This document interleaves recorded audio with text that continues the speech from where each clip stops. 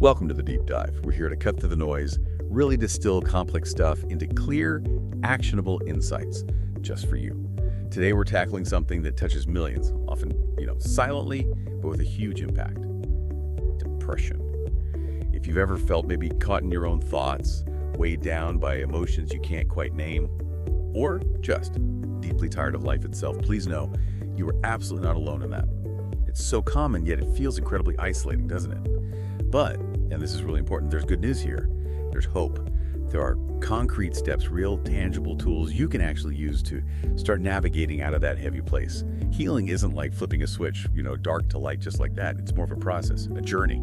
Think of it like consciously creating little moments of light, small at first, maybe just flickers, but they grow brighter, steadier, until they light up your path. So our mission today, to give you a shortcut really to being well informed about these key strategies, we've gone through a lot of great sources focusing on 10 powerful tips to overcome depression. And these aren't like quick fixes. They're real tools, foundational things you can start using, maybe even today, to begin that journey towards healing, towards well-being. We'll pull out the most important bits, give you a clear structure, make it memorable so you understand the what, the why, and the how.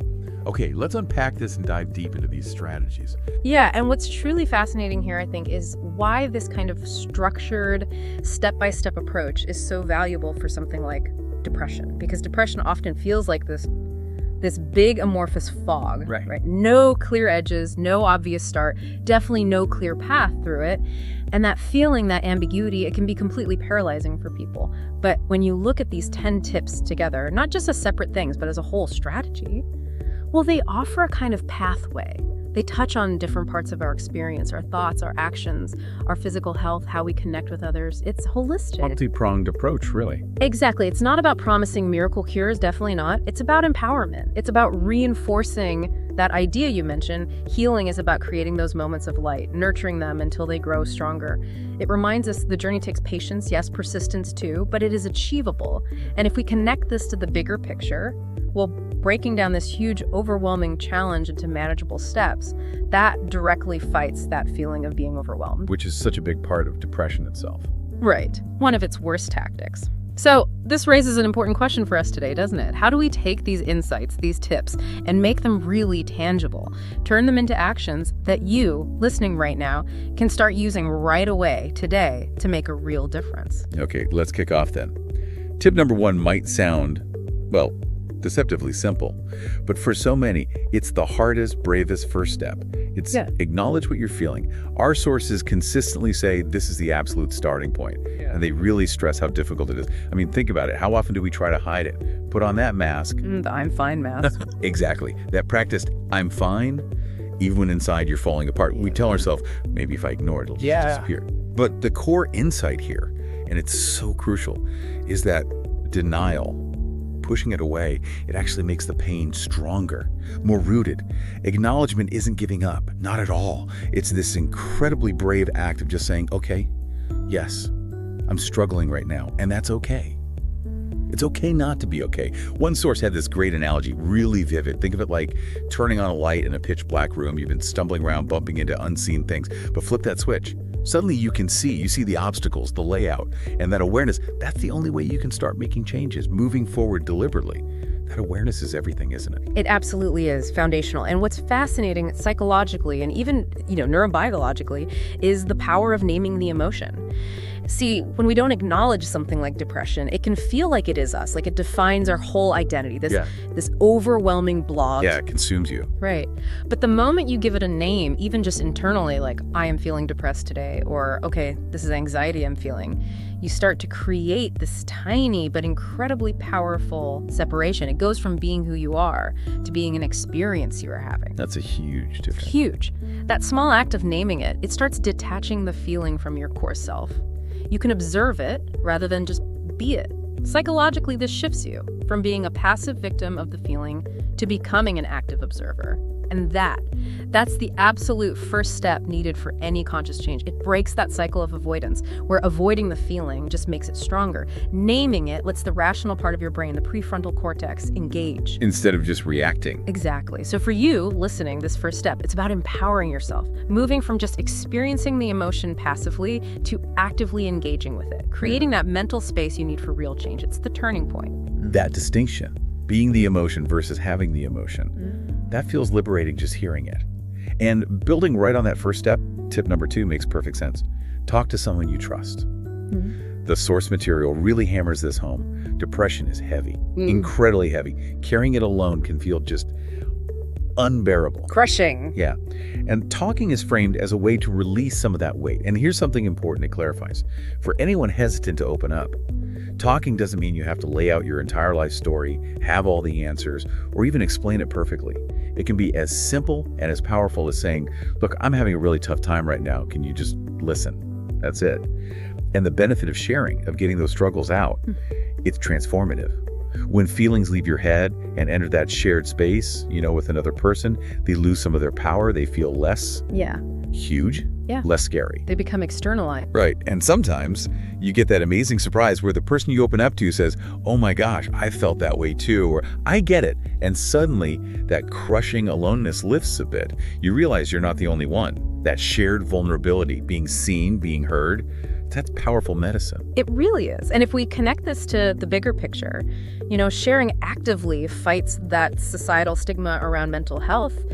That stigma forces silence, right? And silence just makes the isolation, which is already part of depression, so much worse. Definitely. So choosing to share, even tentatively, it directly combats that isolation because human connection, it's not just nice to have, it's a fundamental need. Biologically, psychologically, we are wired for it.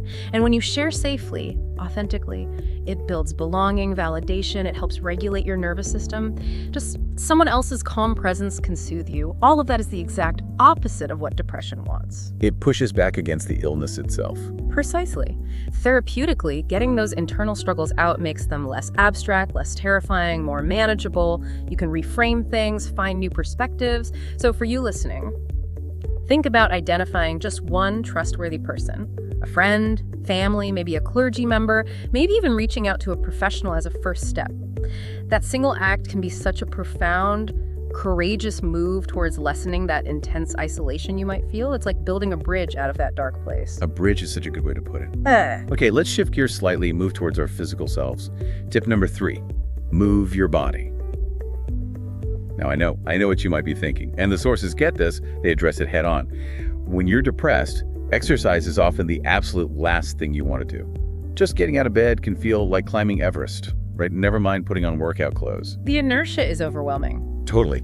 Every part of you resists. But here's the core insight, and it's kind of counterintuitive, but true.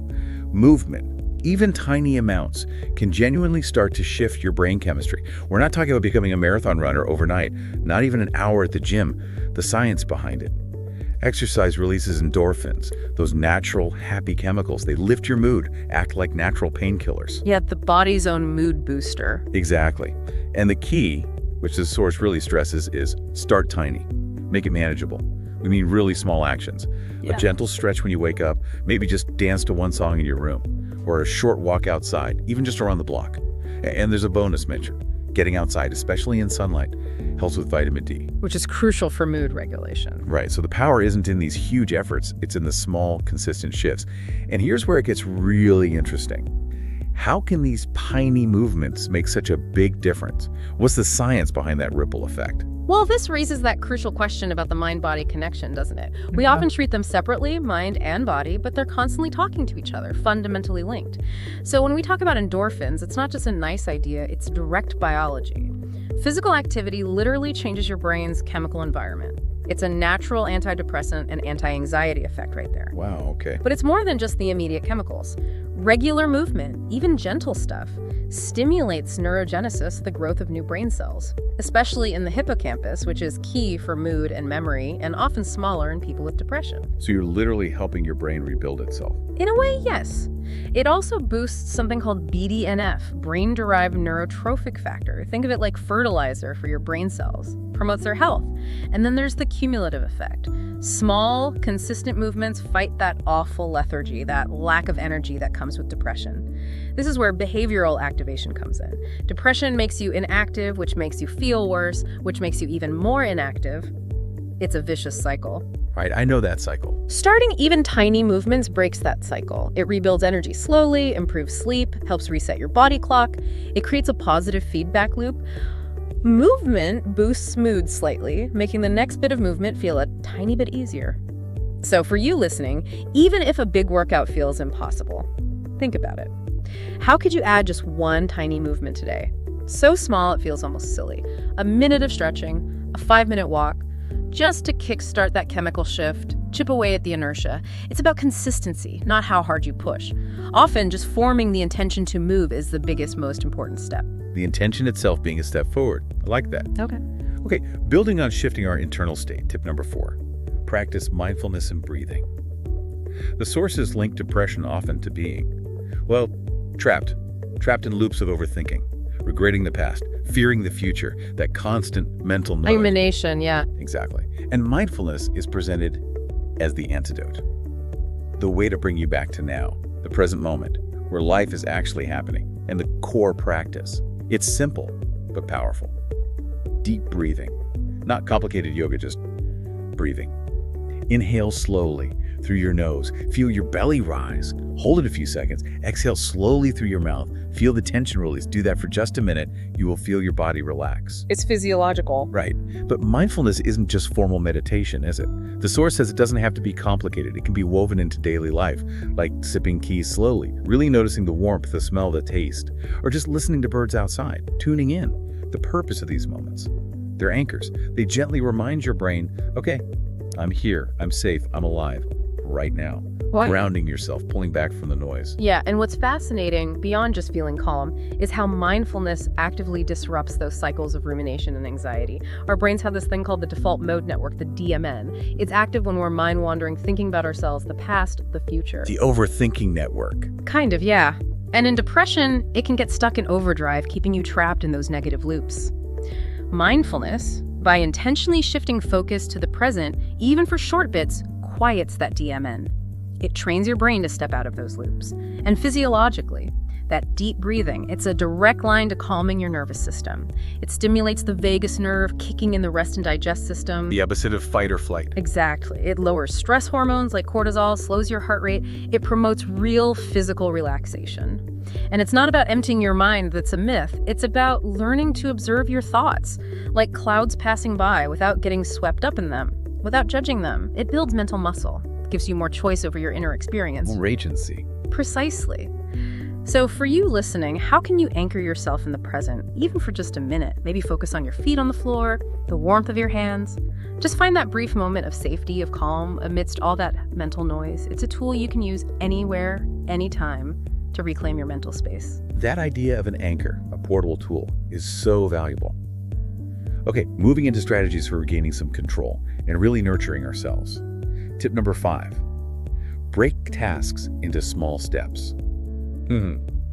Anyone who's been through depression knows this feeling.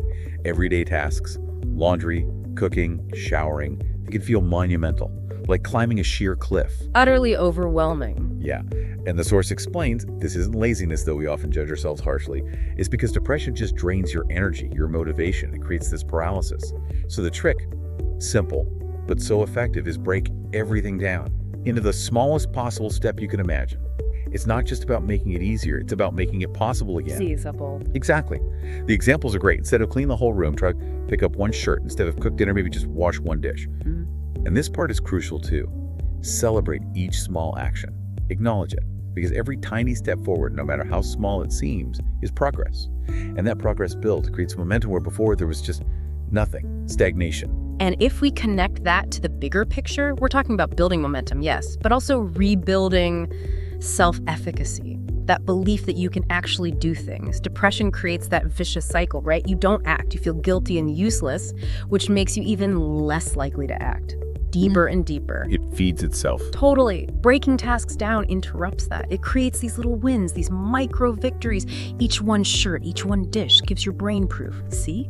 You can do something. It rebuilds confidence, motivation. It chips away at that feeling of helplessness, of paralysis. It shows you, through action, that you still have agency. You can influence things. But let's be real. What if even picking up one shirt feels like too much? What if someone tries it and still feels like they failed? That's a real possibility. That's a really important point. Yeah. How do you handle that? Avoid falling back into guilt if even the tiniest step feels impossible, or if you do it and don't feel instantly better. Okay, that's where self-compassion is absolutely key. We'll talk more about it, but first, lower the bar even more. If one shirt is too much, can you look at the shirt? Can you just think about picking it up? The goal is to initiate any movement, any intention towards the task. Break it down further. Second, understand that progress isn't a straight line. Some days will be harder. Some days even micro steps won't happen, and that is okay. It's not failure. Exactly. Acknowledge it without judgment. Not, I failed, but wow, today was really hard. That makes sense. I'll try again later, or tomorrow, or try an even smaller step. The practice isn't about perfect execution. It's about consistently trying to break that pattern of inaction. Every attempt, successful or not, is you asserting your agency. It builds resilience, learning to meet difficulty with kindness, not criticism. Kindness to yourself. Yes. So, for you listening, what overwhelming task could you break down right now into one tiny, almost laughably small step? And how would achieving that feel? Not like a huge win, maybe, but like a small, gentle act of saying, I'm still trying, a flicker of progress. Celebrating the attempt. That's powerful. Okay, next up, tip 6 gets into something often underestimated. Eat nourishing foods. It might seem basic, but the sources really emphasize this. The food you eat has a direct, measurable effect on your mood, not just your body, your mood. The gut-brain connection is huge. Right, and the contrast is clear. Foods high in sugar, heavily processed stuff. They often lead to feeling sluggish, foggy, and can actually worsen mood swings. But whole foods, fruits, vegetables, lean proteins, healthy fats, they actively support your brain health. Optimize it. The source even calls out omega-3s specifically, found in fatty fish like salmon or things like walnuts, flax seeds, says they're especially good for your brain. Anti-inflammatory, help with brain structure. Essential fatty acids. And it's not just food, it's drink too. Staying hydrated is crucial. Even mild dehydration can cause fatigue, irritability, low mood. The approach isn't about a strict diet, which can feel overwhelming. It's about small shifts, like swapping soda for water, grabbing nuts instead of chips, little upgrades. The framing is key. Think of food as fuel.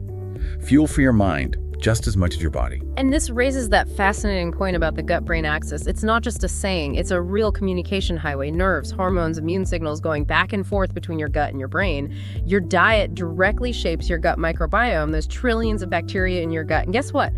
Those bacteria produce neurotransmitters like serotonin. Maybe 90% of it is made in your gut. 90%. Yeah, it's incredible. So nutrient deficiencies or imbalances caused by poor diet, they can absolutely mimic or worsen depression symptoms. Think about it. A diet high in sugar and bad fats can cause chronic inflammation, including in the brain. That's linked to depression. Whereas stable blood sugar from whole foods and healthy fats, that gives your brain steady energy, prevents those mood crashes, promotes stability. Makes perfect sense. But practically speaking, when you're depressed, energy is low, motivation is low, cooking healthy meals can feel like climbing another mountain. How do you actually do it? That's the million-dollar question, isn't it? Knowing is one thing, doing it when you can barely function is another. What are some super low-effort ways to get started? Exactly. Keep it simple. Prioritize convenience. No gourmet meals required. Think. Things you can grab with almost zero prep. Bananas, apples, berries, bags of pre-washed salad, hard-boiled eggs, maybe boil a batch when you have a slightly better moment, canned tuna or salmon, handfuls of nuts, seeds. Easy stuff. Yeah, nutrient-dense, minimal effort. Focus on adding good stuff in, rather than strictly banning bad stuff, which can feel depriving. Maybe just aim for one nourishing meal or snack a day to start. Swap that sugary drink for water. Swap the candy bar for fruit. These small choices add up. They impact your energy, your mood directly. Okay, that feels more manageable. So, for you listening, what's one small, nourishing swap you could make today? With minimal effort, just to fuel your mind and body a bit better, knowing that connection is real and powerful. Small swaps add up. Okay, that leads perfectly into tip number 7, sleep with care. Again, something many people know all too well. Depression messes with sleep. Big time. For some, it's insomnia, lying awake for hours, mind racing. For others, it's hypersomnia, sleeping way too much but still feeling exhausted. It's frustrating, draining. And debilitating. Totally. Yeah. But the message from the sources is crystal clear. Quality sleep isn't just rest. It is vital for emotional healing, for cognitive repair. So how do we get it? The suggestion is a gentle, consistent bedtime routine. Dim the lights an hour before bed. Put the phone away, that blue light is disruptive. Maybe listen to calm music. read a real book. Wind down signals. Exactly. And consistency is huge here too. Going to bed and waking up around the same time each day, even weekends if possible. It trains your body, your brain, to find its rhythm again. And sleep's importance. It's beautifully put. Sleep isn't just rest. It's your brain's way of cleaning itself, processing emotions, consolidating memories, and resetting for the next day. It frames sleep as this active, essential process for recovery. And what's fascinating there is just how active the brain is during sleep. It's not switched off at all. REM sleep, crucial for processing emotions, making sense of the day, locking in memories. Deep sleep, slow wave sleep, that's when physical restoration happens, but also when the brain's lymphatic system, its waste disposal system, really kicks in. Cleaning itself, literally. Literally. Clearing out metabolic waste, toxins, stuff linked to neurodegenerative diseases. So yeah, cleaning itself is spot on. Disrupted sleep doesn't just make you tired, it actively worsens depression symptoms. It's that feedback loop again. Bad sleep, worse mood, even worse sleep. Yeah. But prioritizing good, consistent sleep, that can significantly improve mood, focus, emotional resilience. That gentle routine helps regulate your circadian rhythm, your internal clock, which gets thrown way off by depression. Avoiding screens, creating a dark, cool, quiet space. It's setting the stage physiologically for healing. Sleep really is like essential medicine for your mental health. You have to prioritize it. Treat it like medicine? Absolutely. So for you listening, what's one small adjustment you could make to your evening routine? Maybe setting a consistent bedtime 5 nights a week, switching off screens just 30 minutes earlier. How can you prioritize quality sleep to actively support your healing? Seeing sleep as active repair. That changes things. Okay, let's move into our inner world now, how we can reshape it. Tip number 8. Challenge negative thoughts. This is often called out as one of the cruelest parts of depression, isn't it? Those relentless lies it tells you. You're worthless, things will never get better, nobody cares, what's the point? The negative automatic thoughts. Exactly. And the source stresses this vital truth. These thoughts feel incredibly real, like undeniable facts, but they are not truth. They're symptoms of the illness, distortions. The practice suggested is powerful, comes from cognitive science. When a negative thought pops up, don't just accept it, write it down, then ask yourself, is this really a fact? Or is it a feeling, amplified by the depression? I'm making that distinction. Yes, and once you see it might be a distortion, the next step is replace it with something kinder, more balanced. Even if it feels fake or hard to believe at first, there's a good example. Instead of I'm a complete failure, consciously reframe it. Maybe to I'm struggling right now and that's hard, but I have gotten through tough times before. I can learn from this. Finding evidence against the thought. Right, and the long-term impact. It's hopeful, it takes practice, persistence, but challenging thoughts like this, it literally rewires your brain over time. Creates new, healthier pathways. And if we connect this to the bigger picture, yeah, we're talking about the core ideas of cognitive behavioral therapy, CBT. One of the most effective therapies for depression, CBT is based on that idea. Thoughts, feelings, behaviors are all linked. Change one, you influence the others. In depression, negative thought patterns become habits, deep grooves in the brain. Cognitive distortions, irrational ways of thinking that just fuel bad feelings. Like a broken record. Exactly. Challenging them, like the tip suggests, builds new neural pathways, neuroplasticity in action. It's mental training. And that distinction between feelings and thoughts is critical. Feelings are valid. It's okay to feel sad, hopeless. But the thoughts driving those feelings, they can be off base, distorted. The practice isn't denying feelings, it's questioning the thoughts, giving yourself distance from that negative narrative. But let's be honest again. When you're deep down, believing a kinder thought feels impossible sometimes, like you're lying to yourself. It doesn't just magically make you feel better, does it? No, definitely not. That's key. If you're convinced you're a failure, saying I'm not can feel totally fake. So how do you bridge that gap between the ingrained negative thought and the kinder one that feels unbelievable? Okay, great question. Focus on plausibility, not immediate belief or positivity. Write down the negative thought, I'm a complete failure. Instead of jumping to I'm amazing, which feels false, aim for something more neutral, balanced, or just less negative that you can find some grain of truth in. Like a stepping stone. Exactly. So maybe not I'm amazing, but I'm struggling right now and it's really hard, but I am capable of learning. Or even simpler, I'm human. Humans make mistakes. The goal isn't instant happiness. It's just poking holes in the certainty of the negative thought, introducing doubt, over time, consistently finding these balanced perspectives.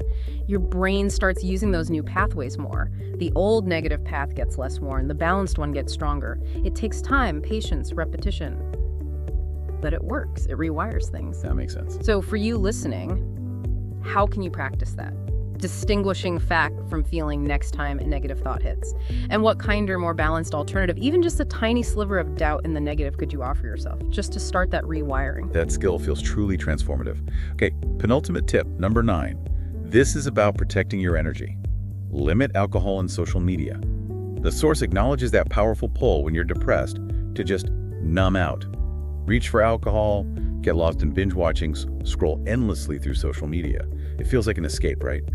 A way to not feel for a bit. Temporary relief, maybe? Maybe, but the truth presented is stark. These things might distract you for a moment, but they often make depression worse in the long run. Insidiously worse.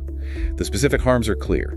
Alcohol is a depressant. It lowers your mood further after that initial buzz wears off, creates a dangerous cycle. A definite downer, chemically. And social media, designed for connection, maybe, but often creates unhealthy comparisons. Makes you feel inadequate, feeds low self-worth, makes you feel more isolated, ironically. The comparison trap is real. Yeah, the alternative, suggested, replace that time with something truly nurturing, something that fills your cup, doesn't drain it. Journaling, reading a real book, a mindful walk, quality time with someone supportive. The framing is like a mantra. Protect your energy like it's gold because it is. Making conscious choices to safeguard your well-being. And what's fascinating, or maybe insidious is the better word, is how these comforts undermine recovery. Chemically, alcohol disrupts neurotransmitters serotonin, dopamine, which are already off-kilter in depression. It messes up sleep quality badly, can cause rebound anxiety. It actively works against you. Counterproductive. Totally. And psychologically, social media often shows this highlight reel, right? Unrealistic versions of life, that constant comparison. It drains mental energy, fuels negative self-talk, inadequacy, envy, isolation, and the endless scrolling. It's designed to be addictive. Those little dopamine hits keep you hooked while depleting your actual resources. Yeah, you feel drained afterwards. Exactly. So replacing them with nurturing activities. It's about intentional energy management. Your mental energy is finite, especially when you're fighting depression. How you spend it matters hugely, but breaking these habits, especially when you feel low, vulnerable, that's incredibly hard. It really is. When you're depleted, reaching for that easy comfort, that scroll, that drink, it feels like the only thing you can do sometimes. Yeah. How do you even start breaking those habits when the pull is so strong? Such a valid point. It comes back to small steps again, non-judgmental steps. Don't aim for a total ban right away. That's often too much. Sets you up for feeling like a failure. Focus on incremental reduction. Tiny changes. Tiny changes. Can you scroll for 10 minutes less tonight? Can you have water first, then maybe alcohol? Maybe limit alcohol to just one specific day. Create small frictions that disrupt the automatic habit. And also, identify the need behind it. What are you seeking? Distraction, comfort, connection, escape. Then find a healthier alternative for that specific need. Okay, match the need. Right. If it's distraction, maybe a puzzle, a podcast, a short documentary. Connection. Text a friend, call someone. Make the healthy choice as easy, or almost as easy, as the unhealthy one. It's not about perfection. It's persistent, gentle redirection. Every time you choose nurturing over numbing, you're investing in yourself. Gentle redirection. I like that. So for you listening, what's one small, nurturing activity you could swap in today, even for 5 minutes, instead of scrolling, instead of numbing, just to protect and nourish that precious energy? And finally, tip 10, arguably the most important one, underpinning all the others. Seek professional help when needed. The source makes this powerful declaration right up front. Depression is an illness, not a weakness. That reframing is everything. Absolutely crucial. It shifts it from being a moral failing to being a health issue, which it is. Like diabetes, like a broken bone.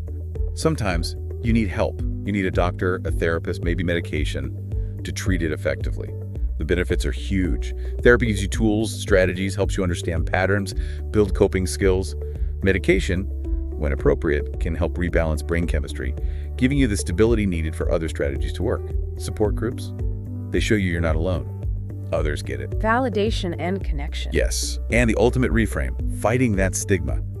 Asking for help isn't giving up, it's fighting for your future. That is the bravest thing you can do. It's about strength, agency, commitment to yourself. And if we connect this to the bigger picture, depression is complex. Biological, psychological, social factors, all interacting. Often it needs a multifaceted approach. These self-help tips, incredibly valuable, empowering, but sometimes they're not enough on their own, especially if things are severe or persistent. Right, sometimes you need more. Exactly. Seeking professional help, a therapist for CBT or other therapies, a psychiatrist for medication assessment, a support group. It's not failure, it's profound self-care, it's strength. These professionals have specialized knowledge. They offer tailored strategies, evidence-based treatments, objective perspectives, guidance. Things self-help might not fully provide. They're like experienced guides for a difficult journey. It's recognizing when you need that guide. A sign of strength, not weakness. Absolutely. So for you listening, if you feel overwhelmed, stuck, find it hard to use these tips alone, how might reframing seeking help as an act of bravery, of advocating for your future, change your perspective on reaching out? It's about accessing all the tools available to help you move forward. #outro. So there we are, 10 powerful tips, a compass really for navigating depression. As we've gone through them, it's so clear, isn't it? Yeah. Healing isn't about flipping a switch, it's about those small, consistent, courageous steps towards the light. One breath, one thought, one conversation at a time. Some days will definitely feel harder, that's just the reality. But with patience, with perseverance, and especially with real self-compassion, you absolutely can heal. If you're listening now, feeling stuck, feeling that weight, please remember this. You are not broken. You are not weak. And you are not alone. There is hope. There are pathways forward to feeling better, to reclaiming your life. And building on that vital idea of self-compassion, consider this thought. How might practicing that compassion, not just when you do the tips, but also when you struggle, when the journey feels impossible, giving yourself that grace you'd give a friend, how might that actually speed up your healing? It helps you keep going after setbacks instead of getting stuck in self-criticism. Makes so much sense. And one more thing to ponder. Think about the ripple effect. How might your brave act of applying even one of these tips, gently, consistently, how might that not only help you, but also subtly influence those around you? Maybe it sparks a conversation, builds understanding, creates a wider circle of empathy and support just by you taking care of yourself, your personal healing journey. And it can actually illuminate paths for others too. A continuous process of growth, not just for you, but maybe for the wider community as well. Something to think about.